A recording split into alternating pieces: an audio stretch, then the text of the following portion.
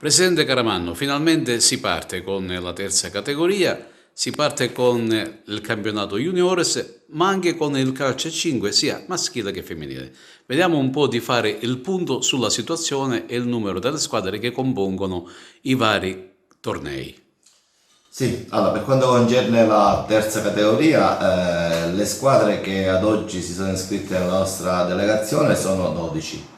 Siccome i termini dal 20 sono stati protratti per qualche altro giorno, stiamo lavorando pure per un'eventuale altra squadra, quindi per arrivare a 13.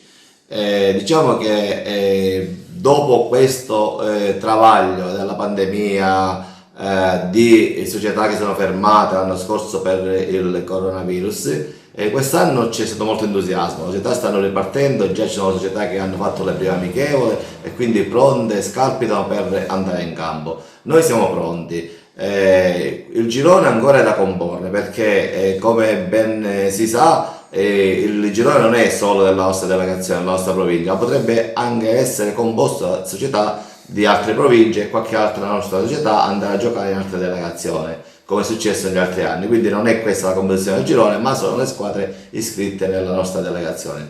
Quindi diciamo che sono soddisfatto, siamo a 12 fino adesso e potrebbe anche aumentare qualche altra unità. Quindi per noi della nostra delegazione è un successo. Un successo perché, ripeto, con tutte le difficoltà che ci sono nei vari comuni, con strutture di cambio non idonee, quindi qualche comune, qualche società non ha partecipato perché non aveva a disposizione il campo, altrimenti veramente potevamo fare quest'anno il pieno ed arrivare a più di 16 squadre, però alcune, ripeto, hanno rinunciato a partecipare perché dovevano sistemare il campo e quindi si sono, tra virgolette, prenotati per il prossimo anno perché hanno gran voglia di rimettersi in campo. Per quanto riguarda invece la squadra juniores, mi sembra che sia stato più fattibile, più facile comporre il girone. Sì, Juniores oltre alle società di eccellenza di promozione è l'ICATA delle Serie D, quindi 8 società che lo fanno perché devono farlo.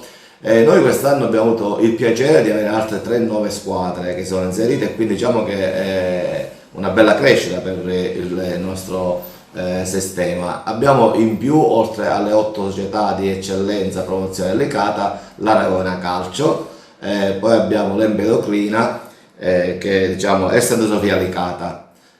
Sono 3 società che pur non avendo l'obbligo di partecipare alle università partecipano con il piacere di fare questo torneo e quindi anche lì siamo pronti per la partenza, abbiamo già il girone fatto e quindi aspettiamo la data che è fissata per il 13 ottobre e quindi ripartire.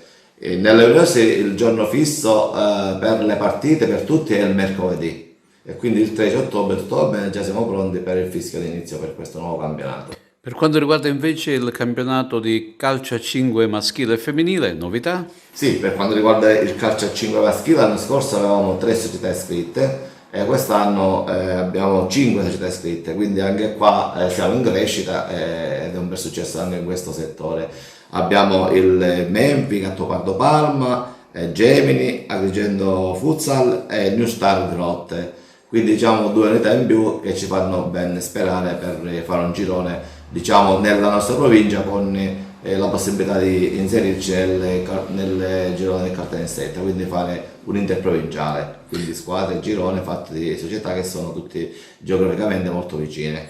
Per quanto riguarda invece le squadre giovanili, ecco, scendendo ancora di età.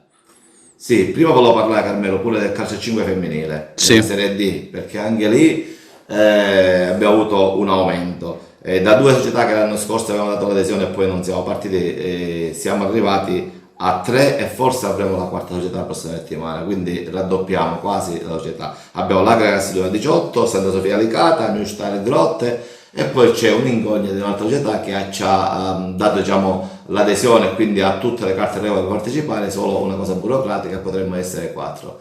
Per quanto riguarda invece il settore giovanile, lì i termini sono un po' più avanti di scadenza, quindi le società se la prendono con gomo, stanno pensando, riflettendo per iscriversi, però già abbiamo una discreta adesione e quindi pensiamo di fare tutti i campionati diciamo, mantenendo sempre il livello degli altri anni.